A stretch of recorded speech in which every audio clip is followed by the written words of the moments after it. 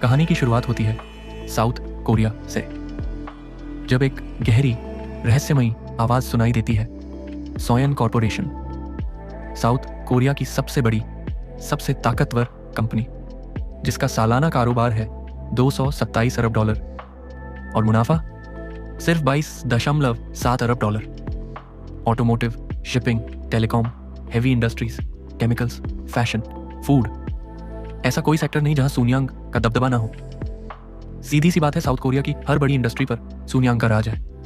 और तब मैं एक सीधा सादा गांव का लड़का, जिसके लिए एक छोटे से रूरल कॉलेज से ग्रेजुएट होना भी एक सपना था, जब मुझे नौकरी मिली सुनियांग जैसी एडमायर्ड और प्रेस्टीजियस कंपनी में, तो मेरे पिताजी ने पूरे खानदान को बुलाया। एक भव्य दावत रखी गई मेरी इस सफलता की खुशी में। लेकिन कहानी यहीं खत्म नहीं होती। जब मुझे प्रमोशन मिला ऑफिस ऑफ फ्यूचर प्लानिंग में, जो सुनियांग का दिल है, उसका ब्रेन है, मैं इतना ज़्यादा एक्साइटेड था कि लगा दिल ही बैठ जाएगा। पर असली सच्चाई तो बाद में सामने आई। मुझे जो काम मिला था उसमें मेरी सिर्फ एक ही जिम्मेदारी थी, ऑफिस की सफाई। हाँ, मैं बन चुका था फ्यूचर प्लानिंग ऑफिस का क्लीनर। क्लीनर का काम सिर्फ झाड़ू पोंछा नहीं था। मैं हर तरह की गंदगी साफ करता था, छोटी हो या बड़ी, उबाऊ हो या गंदी, सब कुछ मेरी जिम्मेदारी थी। यही मेरा रोल था। लेकिन मैंने वहीं रुकना नहीं चाहा। अपने फुर्सत के वक्त में मैंने इंग्लिश सीखना शुरू किया और कंपनी के बिजनेस प्रपोजल्स को एनालाइज करना शुरू किया। मुझे किसी भी हाल में कंपनी के लिए एक एसेट बनना था और मैंने अपनी जान झोंक दी। और फिर एक दिन मेरी मेहनत रंग लाई। कंपनी ने आखिरकार मेरा टैलेंट नोटिस किया। सुनायांग के रॉयल फैमिली के हर मेंबर ने मुझे पहचान लिया। मैं उनका वो आदमी बन चुका था। जब भी कोई छोटी या बड़ी परेशानी होती थी, एक ही नाम उनकी जुबान पर होता था, जॉन वॉकर। 13 साल हो चुके थे मुझे सुनायांग में काम करते हुए, और अब शायद मैं पहला बाहरी इंसान था जो उनके अंदर के सीक्रेट्स तक जानता था, अंदर से लेकर बाहर तक। यह सब सिर्फ एक ही बात का इशारा था, मैंने उनका भरोसा जीत लिया था। और अब मुझे देखो, उन्होंने मुझ पर इतना भरोसा कर लिया था कि $700 मिलियन का स्लश फंड, हाँ, $700 मिलियन डायरेक्ट मेरे बैंक अकाउंट में ट्रांसफर कर दिया गया। सीन शिफ्ट होता है पास्ट में, जब जॉन वॉकर के बॉस ने उसे बुलाया और बड़े ही कैजुअली कहा, यह लगभग $700 मिलियन होना चाहिए। फिर एक ठंडी सी मुस्कान के साथ बोला, थोड़े वक्त के लिए ईस्टर्न यूरोप में चुपचाप रहना, मैं तुमसे कांटेक्ट करूंगा जैसे ही इन्वेस्टिगेशन खत्म होती है। तब तुम ये फंड वापस मेरे अकाउंट में ट्रांसफर कर देना। जॉन थोड़ा कंफ्यूज था। उसने धीरे से पूछा, सर, क्या ये ठीक होगा, इतना बड़ा फंड मेरे अकाउंट में? बॉस ने उसकी आंखों में देखा और बिल्कुल कामली कहा, of course it is John walker, मैं तुम पर अपनी बीवी से ज्यादा भरोसा करता हूं। तुम ही वो एक इंसान हो जिसे मैं ये फंड सौंप सकता हूं। सीन दोबारा शिफ्ट होता है प्रेजेंट में। जॉन वॉकर की आवाज गूंजती है, मैं सुनायांग की रूलिंग फैमिली का एब्सोल्यूट ट्रस्ट जीत चुका हूं, और ये तो बस शुरुआत है एक नए जीवन की, जहां मैं उनका सबसे ट्रस्टेड एडवाइजर बन चुका हूं। तभी एक आदमी ने दूर से जॉन को देखा, मुस्कुराया और कहा, आपको देखकर बहुत अच्छा लगा मिस्टर जॉन। फिर थोड़ा झुककर बोला, लंबी उड़ान के बाद आप जरूर थक गए होंगे। जॉन ने बस हल्की सी मुस्कान दी, लेकिन उसके अंदर कुछ घबराहट और उलझन थी। उसने धीमे से कहा, वो ईपी से हैं। एपी, एक ऐसी स्पेशल टीम जो सिर्फ हाई प्रोफाइल केसेस को हैंडल करती थी, और अगर वो किसी के पीछे पड़ जाएं, तो इसका मतलब सिर्फ एक होता था, कुछ बहुत बड़ा, बहुत गलत हो चुका है। जॉन बोला, तुम लोग यहां क्यों आए हो? उनमें से एक आदमी ने शांत लेकिन सीरियस आवाज में जवाब दिया, सीईओ ने हमें यहां भेजा है आपकी रोज की जिंदगी में मदद करने के लिए। जॉन थोड़ा चौंका, मेरा तो ये प्लेसमेंट भी टॉप सीक्रेट था, फिर तुम्हें कैसे पता चला? जॉन कुछ कहने ही वाला था कि तभी उसके कानों में एक जानी पहचानी आवाज गूंजी, बंदूक की आवाज। उसने फौरन पलटकर देखा। तभी उनमें से एक ऑफिसर बोला, सीईओ ने हमें साफ इंस्ट्रक्शंस दिए हैं कि हर कदम पर हम आपके साथ रहेंगे। एक मोटा सा ऑफिसर गुस्से से चिल्लाया, चुप रहो और हमारे साथ चलो। और दूसरे ऑफिसर ने सख्त लहजे में कहा, चलो। जॉन का चेहरा शांत था, लेकिन उसके मन में चल रहा था, ये नहीं हो सकता। क्या तुम लोग मुझे ऐसे धोखा दोगे? 13 साल मैंने 13 साल तक सुनयांग कंपनी के लिए एक वफादार कुत्ते की तरह काम किया। हर आदेश माना, हर जिम्मेदारी निभाई, पूरी निष्ठा से सेवा की। और बदले में क्या मिला? अब वो मुझे फेंक रहे हैं जैसे मैं कोई बेकार चीज हूं। मुझे धोखा दिया गया है। जॉन ने मोटे ऑफिसर से कहा, क्या मैं सीईओ से सिर्फ 1 मिनट बात कर सकता हूं? सिर्फ एक बार, बस एक बार। मोटा ऑफिसर हंसते हुए बोला, सपने देखो, तुम बस एक जनरल मैनेजर हो, तुम्हारी इतनी हिम्मत कैसे हुई? जॉन ने बेबस होकर कहा, तो फिर उसे फोन करो, उसे कहना कि मैं वही करूंगा जो मुझे करने को कहा गया है। उसके बाद मैं चुपचाप चला जाऊंगा। मैं दक्षिण अमेरिका या यूरोप कहीं भी चला जाऊंगा और कभी वापस नहीं आऊंगा।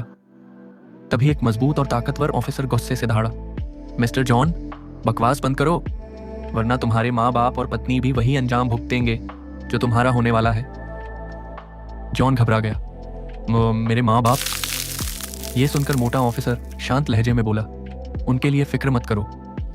कंपनी तुम्हारे घर वालों को एक बड़ी रकम मुआवजे के रूप में देने वाली है। तुम्हारे बदले उन्हें पैसा मिलेगा। और ये सब कुछ सीईओ ने खुद तय किया है। यह तक सुनिश्चित किया है कि तुम्हारी पत्नी अमेरिका जा सके और वहां आराम से अपनी जिंदगी बिता सके। जॉन अपने मन में सोच रहा था, बकवास, मुझे उनके तरीके पता है। वो मुझे मार देंगे और ऊपर से मुझ पर अप्रोप्रिएशन जैसे इल्जाम लगाकर मुझे बदनाम भी करेंगे। ऐसे लोग मेरी फैमिली को कोई फायदा देंगे? कभी नहीं। खासकर जब वो मेरी मौत के बाद मुझे सबके सामने बेइज्जत करने वाले हैं। मेरा सेवरेंस पे भी नहीं दिया जाएगा, बल्कि वो मेरी फैमिली पर केस करके राइट ऑफ अटैचमेंट लाएंगे और मेरी सारी जायदाद को भी जब्त कर लेंगे, जैसे वो हमेशा करते आए हैं। जॉन अपने मन में सोचता है, मैं तो इस झील का नाम तक नहीं जानता और अब यही मेरी कब्र बनने वाली है। वो उस मोटे अफसर से कुछ कहना चाहता है, मरने से पहले मैं, लेकिन वो अपनी बात पूरी भी नहीं कर पाता। मोटा अफसर उसे गोली मार देता है।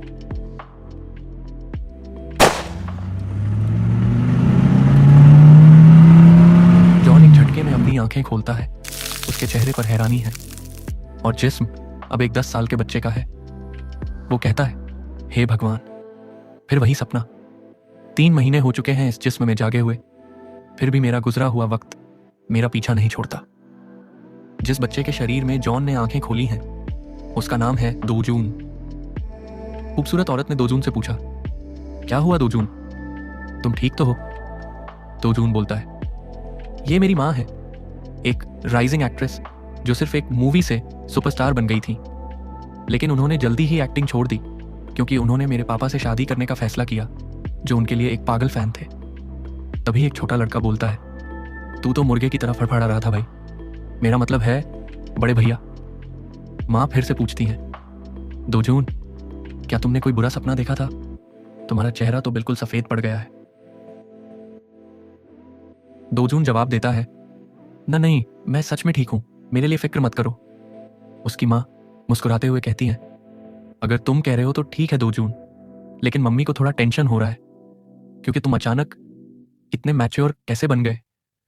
दोजून हल्का सा हंसकर कहता है, oh really, I file you. मेरा हाल भी वही है, मैं भी उतना ही कंफ्यूज हूं जितना तुम, या शायद उससे भी ज्यादा। आज की तारीख है 26 जून 1987। लगभग 30 साल पहले की बात है, जब मैं अपनी पिछली जिंदगी में मरा था। और अब 3 महीने हो चुके हैं जब मैंने इस नई जिंदगी में आंख खोली, इस बच्चे के जिस्म में, जिसका नाम है दोजून। सुनयांग कॉरपोरेशन के फाउंडर और सीईओ के सबसे छोटे पोते का जिस्म। मैं एक बार फिर जन्म ले चुका हूं एक 10 साल के बच्चे के रूप में, उसी परिवार में जिसने किसी सुनसान जगह पर मेरी हत्या का हुक्म दिया था। ये सब क्या मतलब रखता है और मैं इसे कैसे समझूं? अपनी पुरानी जिंदगी में जब मैं सुनयांग का एक आम एम्प्लॉय था, मैंने कभी इन लोगों से मुलाकात नहीं की क्योंकि ये लोग रॉयल फैमिली के बाकी मेंबर्स से बिल्कुल अलग थे। और इसका मतलब ये था कि ये कभी कंपनी के आसपास भी नहीं है। जो थोड़ा बहुत सुना था मैंने, उसके हिसाब से इसका रीजन उनकी शादी थी। सुनयांग के फाउंडर और सीईओ यांगचोल, जिन अपने छोटे बेटे पर बेहद गुस्सा थे क्योंकि उसने सबकी नामंजूरी के बावजूद एक एक्ट्रेस से शादी करने की जिद पकड़ ली थी।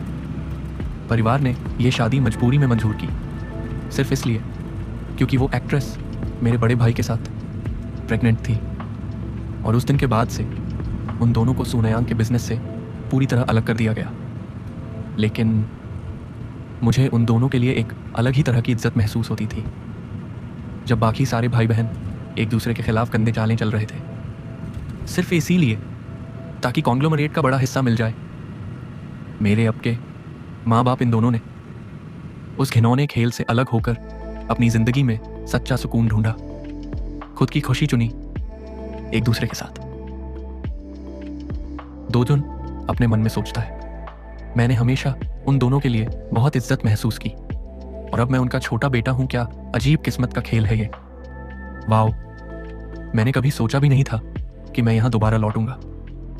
0.9 एकड़ के प्लॉट पर खड़ी हैं 4 बड़ी बड़ी इमारतें, 3 मंजिलें जमीन के ऊपर और 2 मंजिलें जमीन के नीचे। 50 गाड़ियों के लिए पार्किंग का इंतजाम। इस शाही महल को घेरने वाली बाउंड्री वॉल करीब 415 यार्ड लंबी है। यही वो जगह है जहां रहते हैं सूनयांग कॉरपोरेशन के फाउंडर और सीईओ यांगचोल जिन। ये वही हवेली है जो यांगचोल जिन के बड़े बेटे योंगी जिन को विरासत में मिली थी अपने पिता के गुजर जाने के बाद। और यही वो जगह है जहां मैं पहली बार आया था जब मुझे सूनयांग कॉरपोरेशन में नौकरी मिली थी। काम था उनके लॉन से घास फूस निकालना। तब से तो मैं यहाँ अपने माँ बाप के घर से भी ज्यादा आने लगा था छोटी मोटी एरेंड्स के लिए। और आज मैं यहाँ इसलिए हूँ क्योंकि आज है सीईओ यांगचोल जिनका जन्मदिन।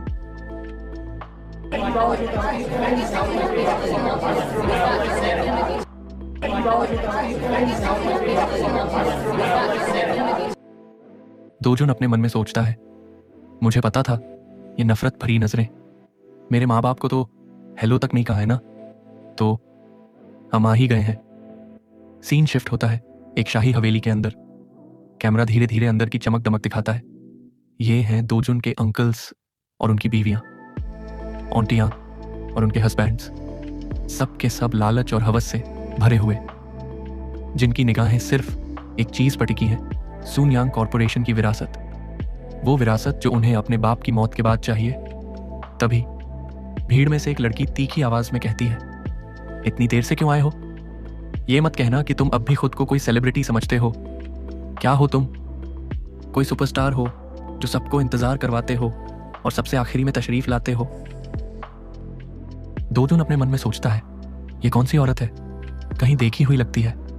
उसी वक्त दोजुन के फादर पोलाइटली बोलते हैं, माफी चाहता हूं, हमें लगा वक्त पर आना ठीक रहेगा। वही औरत टिस्केट्स के करते हुए कहती है, तुम तो अभी भी वही पुराने वाले हो, बिल्कुल भी नहीं बदले, हर वक्त सुस्त और लेट। दोजुन याद करता है, आंखों में एक थोड़ा अनॉयड एक्सप्रेशन के साथ। हाँ, अब याद आया, ये तो वही औरत है जो हर बार नए और जवान बॉयफ्रेंड्स के साथ होती थी जब भी मैं इसे देखता था। खुद 70 की थी लेकिन एटीट्यूड ऐसे जैसे 20 की हो। हाँ हाँ हाँ, अब तो जवान भी लग रही है लेकिन गुस्सा, उफ, वही पुराना तीखा टेम्पर। और मैं ही तो था जो इसके लिए हर बार बेकार के काम करता रहता था।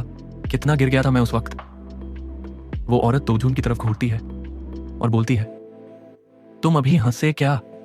दूसरे अंकल गुस्से से कहते हैं, ये सब तुम्हें मजाक लग रहा है, सब लोग वेट कर रहे हैं। सबकी नजर दोजुन पर पड़ती है। दोजुन शांत और स्ट्रेट फेस के साथ कहता है, लेकिन मैंने तो हंसा ही नहीं। वही औरत चीख कर कहती है, मेरे मुंह पे झूठ बोलने की हिम्मत? तुम समझते क्या हो अपने आप को? उसके बीच में दोजुन का अंकल जोर से बोलता है, बस करो, ये एक फैमिली गैदरिंग है, तमाशा मत बनाओ। वो औरत घबरा के कहती है, लेकिन ये लड़का तो। उसके बोलने से पहले एक और जबरदस्त गहरी आवाज गूंजती है, मेरे घर में इतनी जोर से चिल्लाने की हिम्मत किसकी है? Dojun in his mind, Soonyang corporate empire का असली बादशाह और मेरा दादा, एक ऐसी लेजेंडरी शख्सियत जिसका नाम ही काफी है, जिससे उसके अपने बच्चे तक डरते हैं।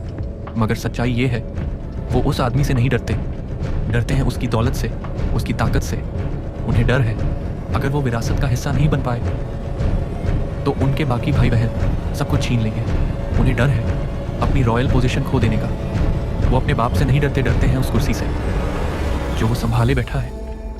और यही है मेरी उस आदमी से पहली मुलाकात। दोजुन अपने मन में माँ को देखते हुए सोचता है, ओह सही है, उन्होंने तो सिर्फ इसलिए यह शादी स्वीकार की थी क्योंकि माँ मेरे बड़े भाई के साथ गर्भवती थी। अब समझ में आता है दादाजी के सामने सबका डरना बिल्कुल जायज़ है। मुझे भी थोड़ी घबराहट हो रही है अब। तभी दादाजी पूरे उत्साह के साथ बोलते हैं, अरे मेरे लाल, कितने दिनों बाद मिल रहा है मुझसे। क्या दादाजी ने नहीं कहा था तुमसे कि ज्यादा आया करो? बहुत दुख होता है जब मेरा प्यारा पोता नहीं आता। दोजुन आंखों में अविश्वास के साथ स्तब्ध। यह क्या हो रहा है? दादाजी मुस्कुराते हुए कहते हैं, दादाजी ने एक छोटा सा तोहफा रखा है तुम्हारे लिए, मेरे शेर। नहीं जानना चाहोगे कि उसके अंदर क्या है? दोजुन अपने मन में पूरी तरह भ्रमित और सतर्क। ये क्या चल रहा है? ये आदमी मेरे साथ इतना नरम दिल क्यों बन रहा है? इसके दिमाग में आखिर क्या चल रहा है? अगर वीडियो पसंद आई हो तो लाइक करना मत भूलना, चैनल को सब्सक्राइब करो और अपने दोस्तों के साथ शेयर जरूर करो। और हाँ, कमेंट करके बताना वीडियो कैसी लगी। मिलते हैं अगले वीडियो में। तब तक के लिए अपना बहुत सारा ख्याल रखना। Good bye.